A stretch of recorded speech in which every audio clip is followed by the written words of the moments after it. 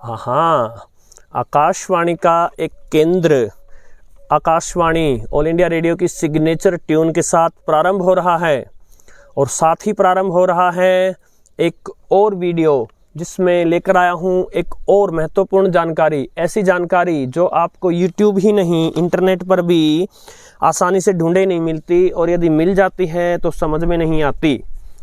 और भारतीय नहीं अंतर्राष्ट्रीय स्तर पर भी इस प्रकार के वीडियो बहुत ही कम बने हैं। सो वीडियो का महत्व आपको समझ में आया इसलिए ये बात मैंने बताई है। तो चलिए चलते हैं आज के टॉपिक पर और उस टॉपिक को ये रेडियो जो है टेक्सन का PLL 660 यही बताएगा कि वो क्या टॉपिक है। और वो टॉपिक है AM सिंक्रोनस डिटेक्टर। क्या भला है ये सिंक्रोनस डिटेक्टर, आइए समझते हैं अच्छे से। सो जैसा आप देख पा रहे हैं FM पर ये रेडियो मैंने ट्यून किया है। अब कुछ कार्य करके देखते हैं हम। आप इसकी स्क्रीन पर ध्यान रखते रहिएगा और मैं इसको थोड़ा सा वॉल्यूम भी दे देता हूँ। बैंक से लोन नहीं मिल रहा तो यदि मैं इसका SSB बटन अभी दबा रहा हूँ कोई फर्क नहीं पड़ रहा। क्योंकि हम क्रेडिट सिंक्रोनस डिटेक्शन का बटन दबा रहा हूँ इसीलिए हम देते हैं गोल्ड कोई फर्क नहीं पड़ रहा। और इधर जब आपने BFO वाले वीडियो में देखी थी ये नॉब, उतना ही होगा। उसको मैं घुमा रहा हूँ आप ऑनलाइन में लोन रीपे तो कोई फर्क नहीं पड़ रहा। इसका मतलब SSB या सिंक्रोनस डिटेक्शन या जो ये BFO वगैरह हैं, इन सब का FM से कोई लेना देना नहीं है। इन सब का लेना देना है AM से। AM क्या होता है? सामान्य जनता ये समझती है कि जो रेडियो में दो बैंड दिए होते हैं, एक FM एक AM। अब ये भी दुर्भाग्य है कि शॉर्टवेव तो जो है उसका जो है उसकी बड़ी दुर्गति हुई है और अनेक कंपनीज ने उस शॉर्टवेव बैंड ही देना छोड़ दिया है। तो विशेषकर आज की पीढ़ी है, उन्होंने वैसे तो रेडियो देखे ही नहीं, और यदि उन्होंने रेडियो देखे हैं तो उन्होंने सिर्फ इतना देखा है FM AM। और कई बार तो उन्हें ये भी नहीं पता होता कि मीडियम वेव बैंड है वो जिसको AM बोल रहे हैं। एनीवे, AM एक टेक्नोलॉजी है एम्पलीट्यूड मॉड्यूलेशन, और इस टेक्नोलॉजी पर 3 बैंड चलते हैं। लॉन्ग वेव जो कि लगभग लुप्त हो चुका है, शॉर्ट वेव जिसकी दुर्गति हो चुकी है, किंतु हमारा चैनल और भारत और दक्षिण एशिया में कुछ रेडियो प्रेमी ऐसे हैं जो उसको जिंदा रखने का प्रयास किए हुए हैं। और विश्व स्तर पर जो पश्चिमी देश हैं उनमें तो बहुत सारे ऐसे लोग हैं, उनमें तो शॉर्ट वेव का एक क्रेज़ है, हमारे यहाँ उतना नहीं है। एनीवे, शॉर्ट वेव इसी AM टेक्नोलॉजी का यूज़ करता है और मीडियम वेव भी इसी का। और उस मीडियम वेव को ही जनरली कहना नहीं चाहिए लेकिन उसी को ही AM बैंड बोल देते हैं, और पश्चिमी देशों में उसको ब्रॉडकास्ट बैंड भी बोल देते हैं। एनीवे, ये AM क्या है इसके ऊपर एक पूरा कंप्लीट डिटेल में एक वीडियो आया था, उसका लिंक डिस्क्रिप्शन में है। हम केवल 30 सेकंड में एक रिकैप करेंगे क्योंकि उसकी आवश्यकता पड़ेगी। आज कुछ चीज़ें ध्यान से समझने वाली हैं, डिटेल में जानने के लिए तो आप उस वीडियो पर चले जाइएगा। ये वो सिग्नल है जो रेडियो स्टेशन पर जो भी कोई व्यक्ति बोल रहा है उनकी आवाज़ को इलेक्ट्रिकल सिग्नल में तब्दील कर दिया गया है। इस सिग्नल को लेकर आना है हमारे तक, उसमें हमारी सहायता करेगी ये कैरियर वेव। ये सिग्नल की फ्रिक्वेंसी कम है, इसकी फ्रिक्वेंसी जो है वो ज़्यादा है, और इस सिग्नल के हिसाब से इसको चेंज करके लाया जाएगा यानी मॉड्यूलेट किया जाएगा। सो जब एम्पलीट्यूड मॉड्यूलेशन किया जाता है तो हमने देखा था कि ये जो कैरियर वेव है ये ऐसी बन जाएगी। इसके जो एम्पलीट्यूड का मतलब ये वेव ऊपर कहाँ तक गई या नीचे कहाँ तक गई, तो देखिए ऊपर और नीचे कहाँ तक जा रही है। अब उसमें बदलाव आ चुका है, पहले वो बिल्कुल सेम था और अब ये बदल चुका है। और ये बदला कैसे है? हमारे सिग्नल के हिसाब से। सो ये मॉड्यूलेट हो चुका है सिग्नल और अब इसको ट्रांसमिट कर दिया जाएगा। आपका रेडियो को क्या करना है, ये सिग्नल आपका रेडियो पकड़ लेगा अपने AM लूप एंटेना की वजह से, या शॉर्ट वेव है तो अपने वीप एंटेना की वजह से। और FM के लिए भी वीप एंटेना यूज़ होता है, किंतु FM का भी जिक्र नहीं चल रहा। जैसे मैंने बताया कि आज जो हम समझने जा रहे हैं उसका FM से कुछ लेना देना नहीं है। सो ये इस प्रकार का AM सिग्नल है, इसको आपका रेडियो पकड़ लेगा। पकड़ करके जो मैंने आपका एक हेटेरोडाइन रिसीवर्स पर एक वीडियो बनाया था उसमें मैंने बताया था उसको इस फ्रिक्वेंसी को थोड़ा नीचे की फ्रिक्वेंसी पे लिया जाएगा, इंटरमीडिएट फ्रिक्वेंसी पर, जो कि कई बार मीडियम वेव के लिए 455 किलोहर्ट्ज़ होती है, उस पर ला करके इसको डीमॉड्यूलेट किया जाएगा। डीमॉड्यूलेट का मतलब अभी जो हुआ था यहाँ उससे उल्टा। अभी क्या हुआ था, इस वेव को इस सिग्नल के अकॉर्डिंग चेंज करके ऐसा बनाया गया था और डीमॉड्यूलेटर क्या करेगा, ये जो मॉड्यूलेटेड सिग्नल पहुंचा है इसमें इसके अंदर से कैरियर वाले पार्ट को उड़ा करके और ये सिग्नल वापस प्रोड्यूस करेगा और फिर एम्पलीफायर के थ्रू उसको बढ़ा करके स्पीकर को दे दिया जाएगा और आप हूबहू वही कुछ सुनेंगे जो वहाँ स्टूडियो में बैठा व्यक्ति बोल रहा है। जो सर्किट डीमॉड्यूलेट करेगा उसका आज के टॉपिक से लेना देना है, क्योंकि आज का जो टॉपिक है सिंक्रोनस डिटेक्टर, जो इसके अंदर का एक सर्किट है इस रेडियो के अंदर का, वो ये काम कर सकता है। करता नहीं है अक्सर, लेकिन कर सकता है अगर वो किसी रेडियो में दिया हो तो। लेकिन अगर वो किसी रेडियो में आप देंगे तो एडिशनल सर्किट लगाना पड़ेगा, कीमत बढ़ेगी, कॉम्प्लेक्स हो जाएगा, जटिल हो जाएगा मामला और रेडियो आपका महंगा होगा। फिर भी उसे क्यों देते हैं, उसकी क्या आवश्यकता है, उस पर हम बाद में आएंगे। किंतु उससे पहले जान लीजिए कि यूजुअली डीमॉड्यूलेशन का काम जो है वो एनवेलप डिटेक्टर कर देता है। डीमॉड्यूलेशन करने के लिए बहुत सारे तरीके हैं, जिनमें से एनवेलप डिटेक्टर एक चीज़ है। वो एक छोटा सा सर्किट है, प्राय एक डायोड भी ये काम कर सकता है। सो वो एनवेलप डिटेक्टर क्या करेगा, इस सिग्नल को उतार लेगा। एक बात और यहाँ समझने वाली है जो कि मैंने AM वाले वीडियो में बहुत ज़्यादा अच्छे से नहीं बताई थी, किंतु BFO या जो भी दूसरे जो आपके वीडियो आए थे उनमें मैंने कहीं कहीं ये बात बताई भी थी, लेकिन आज समय आ गया है उस बात को डिटेल में बताने का, और वो है साइड बैंड्स। सामान्यतः जब AM यानी एम्पलीट्यूड मॉड्यूलेशन समझाई जाती है तो हम ये कहते हैं कि जितनी फ्रीक्वेंसी कैरियर की है उतनी ही फ्रीक्वेंसी मॉड्यूलेशन होने के बाद भी रही है, सिर्फ एम्पलीट्यूड बदला है, फ्रीक्वेंसी नहीं बदली। लेकिन ये बात सच नहीं है। देखिए, जो बोलने वाला है उसकी आवाज़ को इस सिग्नल में बदला गया है, किंतु बोलने वाला एक ही उसमें लहजे में थोड़ी ना बोल रहा है। वो कभी मंदा हो जाएगा, कभी तेज हो जाएगा, या अगर संगीत बजाया जा रहा है तो संगीत में अलग अलग धुनें बजेंगी, अलग अलग इंस्ट्रूमेंट बजेंगे, सबकी फ्रिक्वेंसी अलग है। तो जिस सिग्नल को भेजना है उसकी फ्रिक्वेंसी बदल रही है। तो ऐसे में कैरियर की फ्रिक्वेंसी उतनी ही रह पाए एम्पलीट्यूड मॉड्यूलेशन में। फ्रीक्वेंसी मॉड्यूलेशन में तो एनीवे बदलेगी फ्रीक्वेंसी, लेकिन एम्पलीट्यूड मॉड्यूलेशन में भी उतनी ही रखना संभव नहीं है, घटानी बढ़ानी होगी। तो अब सपोज कीजिए, मान लीजिए कि जो आप ये कैरियर वेव भेज रहे हैं ये 1000 किलोहर्ट्ज़ की है। तो जब इसको इस सिग्नल के अनुसार मॉड्यूलेट कर दिया जाएगा तो 3 पार्ट बनेंगे। कुछ कैरियर जो है वो यूं की यूं रह जाएगी, उसकी फ्रीक्वेंसी 1000 किलोहर्ट्ज़ ही रह जाएगी। कुछ कैरियर मॉड्यूलेट हो जाएगी और उसकी फ्रीक्वेंसी 1000 से थोड़ा सा बढ़ेगी, मान लीजिए 1000 से और फिर 4.5 किलोहर्ट्ज़ ऊपर तक। और कुछ कैरियर वेव ऐसी होगी जिसकी फ्रीक्वेंसी घट जाएगी 1000 से 4.5 किलोहर्ट्ज़ कम तक।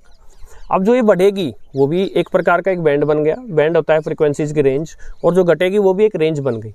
और ये जो सिग्नल है वो बढ़ी हुई रेंज के पास और घटी हुई रेंज के पास एक जैसा है। बढ़ी हुई रेंज जो है वो अपर साइड बैंड है, घटी हुई रेंज जो है वो लोअर साइड बैंड है। एक बात और मैं यहाँ बताना चाहूँगा, अनेक लोग ऐसे समझ सकते हैं कि ये जो मॉड्यूलेटेड सिग्नल है इसमें ऊपर वाला अपर साइड बैंड है, नीचे वाला लोअर साइड बैंड है। ऐसा कुछ नहीं है। अपर साइड बैंड सिग्नल्स का जो एक ग्रुप है, आप ऐसे समझ लीजिए, अलग अलग फ्रीक्वेंसी के सिग्नल्स का, और लोअर साइड बैंड भी। इन्फॉर्मेशन आपकी दोनों में है। और जब डीमॉड्यूलेट किया जाता है तो कैरियर को किल कर दिया जाता है और अपर या लोअर साइड बैंड में से किसी एक बैंड को उठा करके उससे इन्फॉर्मेशन जो है वो बाहर निकाल ली जाती है। इससे आगे का वीडियो समझने के लिए मैंने टेक्सन के PL660 को शॉर्टवेव बैंड पर 11600 किलोहर्ट्ज़ फ्रीक्वेंसी पर ट्यून कर लिया है, और अभी उस सिग्नल को पकड़ करके और जो ये डीमॉड्यूलेट कर रहा है वो इसके अंदर का जो भी एनवेलप डिटेक्टर है, जो नॉर्मल सर्किट है, वो डीमॉड्यूलेट कर रहा है। हम देखते हैं क्या चल रहा है यहाँ। जी हाँ, यहाँ वही चल रहा है जो शॉर्टवेव पे लगभग चलता रहता है दिन भर। चीन से कोई प्रसारण हो रहा है। अब यही डीमॉड्यूलेशन हम चाहें तो सिंक्रोनस डिटेक्टर सर्किट यूज करके कर सकते हैं। उसके लिए एक बटन दिया गया है सिंक। तो सबसे पहले आपको कुछ विशेष दिखाता हूँ। मैं इस सिंक को प्रेस कर रहा हूँ तो यहाँ लिखा आ गया सिंक, जो बार बार ब्लिंक हो रहा है, और उसके अंदर लिखा आ गया USB। एक बार और प्रेस करता हूँ, अब सिंक, और नीचे लिखा आ गया LSB। और यदि एक बार और प्रेस करूं तो ये गायब हो गया, यानी इसका नॉर्मल डीमॉड्यूलेटर जो है वो फिर से काम करने लगा। अब आगे बढ़ने से पहले मैं ये बता दूं कि जो 2 साइड बैंड्स थे, अपर साइड बैंड और लोअर साइड बैंड्स, उनको आपने SSB में भी पढ़ा था, सिंगल साइड बैंड में, जो हैम रेडियो ऑपरेटर्स जो सिग्नल भेजते हैं उसमें। अब याद रखिएगा, वहाँ जो USB, LSB और वो जो SSB फंक्शन है वो अलग है। और सिंक्रोनस डिटेक्शन वाला अलग है, बात नंबर 1। और बात नंबर 2, सिंक्रोनस डिटेक्शन में LSB USB दोनों फंक्शन हमारे पास उपलब्ध हैं, लेकिन ये AM सिग्नल्स को डीमॉड्यूलेट करने के लिए बना है, न कि SSB सिग्नल्स को। इसीलिए यहाँ क्या लिखा है, AM सिंक्रोनस डिटेक्टर। तो इस फंक्शन को आप कोई SSB, कोई हैम रेडियो ऑपरेटर जो भेज रहा है, उसको ऑपरेट करके आप सिंक्रोनस डिटेक्टर का प्रयोग नहीं कर पाएंगे। ये केवल AM स्टेशंस के लिए, यानी कि आपके जो नॉर्मल बैंड्स हैं, medium wave, short wave, long wave, और उनके जो ब्रॉडकास्ट, जो कमर्शियल ब्रॉडकास्ट हैं, जो AM मॉड्यूलेशन के थ्रू अपना सिग्नल भेज रहे हैं पीछे से, केवल उन्हीं पर आप ये फंक्शन अप्लाई कर सकते हैं। SSB modulation, single side band modulation के थ्रू जो सिग्नल भेजे जा रहे हैं, उन पर ये फंक्शन जो है वो काम में नहीं आएगा। सो होगा क्या, एनवलप डिटेक्टर कैसे डिटेक्ट करता है, कैसे डीमॉड्यूलेट करता है, उसके बारे में फिर कभी कोई वीडियो बनेगा, ज़रूर बनेगा। लेकिन आज हम ये देखेंगे जो सिंक्रोनस डिटेक्टर सर्किट है इसका, वो कैसे डीमॉड्यूलेट करेगा। तो वो खुद से एक वेव जनरेट करेगा, और वो वेव जो है वो एग्जैक्टली इसी फ्रिक्वेंसी की होगी, 11600 किलोहर्ट्ज़। वैसे ज़रूरी नहीं है ऐसा ही किया जाए। हमने ये देखा था सुपर हेटेरोडाइन रिसीवर्स में कि इस सिग्नल को किसी नीचे की इंटरमीडिएट फ्रिक्वेंसी पर लाया जा सकता है, तो फिर सिंक्रोनस डिटेक्टर भी उसी इमीडिएट फ्रिक्वेंसी जो है उसका सिग्नल जनरेट करेगा। बट एनीवे, जिस भी फ्रिक्वेंसी पर आपका पीछे से आ रहा सिग्नल है, उस फ्रिक्वेंसी की वेव आपका सिंक्रोनस डिटेक्टर जनरेट करेगा। दोनों को मिक्स किया जाएगा, और पीछे से आ रहे सिग्नल में मैंने आपको बताया था 3 चीज़ें चली आ रही हैं, carrier, upper side band, lower side band. तो ये सिंक्रोनस डिटेक्टर जो वेव जनरेट करेगा वो कैरियर जैसी ही होगी, और दोनों को मिक्स कर दिया जाएगा और कैरियर को किल कर दिया जाएगा। अब रह गए आपके पास 2 बैंड, या तो अपर साइड वाला या लोअर साइड बैंड वाला। पीछे से जो इन्फॉर्मेशन है, जो भी प्रसारण आ रहा है पीछे से, कोई बोल रहा है, कोई संगीत सुना रहा है, कुछ भी जो पीछे से आ रहा है वो दोनों के पास है। तो हम अपर साइड बैंड भी यूज़ कर सकते हैं और लोअर साइड बैंड भी यूज़ कर सकते हैं। इसलिए हमने देखा यहाँ 2 फंक्शंस थे। अब यहाँ इतना महंगा इस रेडियो को बनाया गया, और इसके महंगे बनने में एक योगदान सिंक्रोनस डिटेक्टर सर्किट का भी रहा। तो इस सर्किट की वजह से महंगा बन रहा है, और डीमॉड्यूलेशन तो वैसे भी आपका रेडियो कर ही रहा है। तो इसका क्या फ़ायदा, तो इसका फ़ायदा है, इसका फ़ायदा कई प्रकार से है, जिसमें से एक है, यदि आप नॉर्मल सर्किट की बजाय इस सिंक्रोनस डिटेक्टर सर्किट का यूज़ करते हैं, तो जो शॉर्टवेव पर एक सबसे बड़ी समस्या होती है, शॉर्टवेव पर जो प्रसारण होते हैं, जो स्टेशन आप सुनते हैं, वो फेड होते रहते हैं, उनकी आवाज़ ऊंची नीची होती रहती है। उस ऊंची नीची आवाज़ के होने के कारण ये है कि कोई शॉर्टवेव की वेव सीधी चली आई, कोई आयनोस्फीयर के किसी एंगल से टकरा कर आ गई, कोई किसी दूसरे हिस्से से टकरा कर आ गई, तो एक ही समय पर उस स्टेशन की जो वेव्स आती हैं, अगर उनमें कुछ 1 सेकंड के लाखों हिस्से का भी अंतर रह गया आपस में, तो वो मिक्स होकर के जो हैं एक दूसरे को बर्बाद कर सकती हैं। तो इसलिए बीच में कभी सिग्नल सही पकड़ लेता है और कभी सिग्नल सही नहीं पकड़ता। लेकिन यदि आप नॉर्मल डीमॉड्यूलेटर की बजाय सिंक्रोनस डिटेक्टर का यूज़ करेंगे, तो फेडिंग की समस्या से कुछ हद तक निजात पाई जा सकती है। जैसा कि इसके नाम में लिखा है सिंक्रोनस, ये सिंक्रोनाइज करता है, यानी पीछे से आ रहे सिग्नल में से, उसमें से मैक्सिमम उन्हीं सिग्नल्स को ये पकड़ने का प्रयास करेगा जो जिस फ्रिक्वेंसी पे आपने सेट किया है, जैसे 11600 किलोहर्ट्ज़। सो पीछे से अलग अलग टाइम पर अलग अलग एंगल से आई वेव्स, अगर कुछ फ्रिक्वेंसी ऊपर नीचे हो रही है, तो उसमें से केवल जो प्रॉपर सिग्नल आ रहा है उन्हीं को ही डीमॉड्यूलेट करके देगा आपको। यानी फेडिंग की जो समस्या है उससे कुछ हद तक, पूरा नहीं, कुछ हद तक आपको निजात दिलाएगा। बात नंबर 1।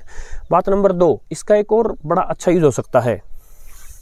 आप जानते हैं चाइना रेडियो इंटरनेशनल कितने स्ट्रॉन्ग सिग्नल छोड़ कर और दूसरी फ्रिक्वेंसीज को बर्बाद कर देता है। सो मान लीजिए हमें जो ये 11600 किलोहर्ट्ज़ ये सुनना है, इससे ऊपर जिधर अपर साइड बैंड है 11605 पर कोई स्ट्रॉन्ग स्टेशन है जो इतना स्ट्रॉन्ग है कि वो इस फ्रिक्वेंसी को भी सही से नहीं चलने दे रहा है, उधर से इंटरफेरेंस आ रही। तो आप क्या कीजिए, जो अपर साइड बैंड है उसकी बजाय लोअर, दूसरी साइड वाला जो साइड बैंड है, लोअर साइड बैंड, उसका प्रयोग कीजिए। तो सिंक LSB का यूज़ कीजिए। इसके विपरीत अगर इससे पीछे वाली फ्रिक्वेंसी यानी 11595 किलोहर्ट्ज़ की तरफ से कोई डिस्टर्बेंस आ रही है, तो आप इसका 600 से ऊपर वाला यानी कि अपर साइड बैंड वाला मोड जो है सिंक्रोनस डिटेक्टर का, वो यूज़ कीजिए। सो फेडिंग से भी आप थोड़ा सा निजात पा सकते हैं, एक बात। और दूसरी बात, आप जो है आसपास के जो सिग्नल इंटरफेयर कर रहे हैं उनसे भी थोड़ा सा आप निजात पा सकते हैं। अब मैं आपको चला कर दिखाता हूँ। यह आपका नॉर्मल सिग्नल जो नॉर्मल डिमॉड्यूलेटर से डिमॉड्यूलेट हुआ है। अब हम सिंक्रोनस डिटेक्टर का यूज़ कर रहे हैं। थोड़ा सा फ्रीक्वेंसी ऊपर नीचे करते हैं।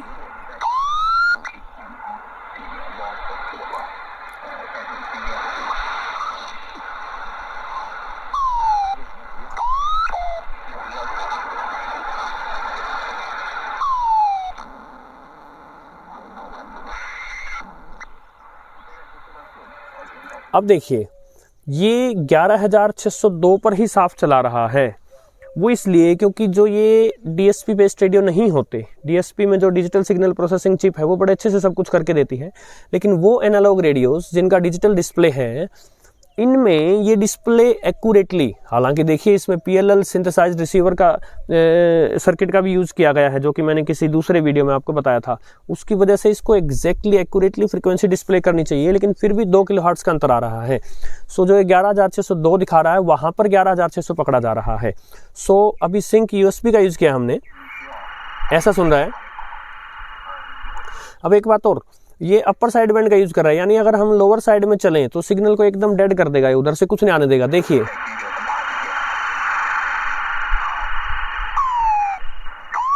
ये देखिए, यानी अपर साइड बैंड सिंक्रोनस डिटेक्टर का यूज करने से जो आपका सिग्नल था उससे पीछे अगर कोई दूसरा स्टेशन भी अगर कुछ भेज रहा था तो उसको भी किल कर दिया, सबको किल कर दिया।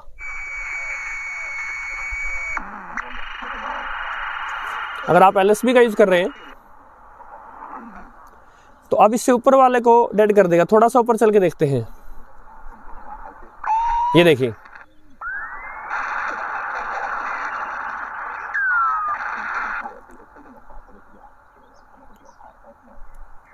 और इसके बिना ये है।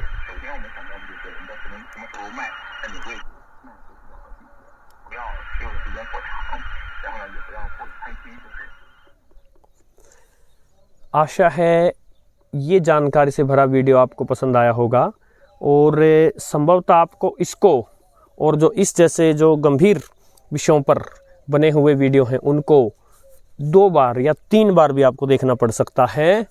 कमेंट सेक्शन में मैं आपकी दुविधाएं दूर करने का प्रयास करूंगा और इसके साथ ही ये सब चीज़ें मैं भी इनको और सीख रहा हूं, मैं कोई इनमें परफेक्ट नहीं हो गया हूं।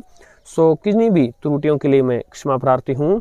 और इस चैनल का जो सबसे बड़ा एक उद्देश्य रहा है वो ये रहा है कि भारतीय जनमानस, एक सामान्य व्यक्ति जिन्होंने एक सामान्य रिसीवर देखे हैं लेकिन उनके मन में उत्कंठा रही है, एक चाह रही है कि जो बहुत हाई एंड के रिसीवर आते रहे जो कि भारत तक तो पहुंचते ही नहीं थे, विदेशों में जो आते रहे उनमें क्या लफड़ा होता था, क्यों वो महंगे होते थे, क्या क्या अलग करके दिया होता था। नमस्कार।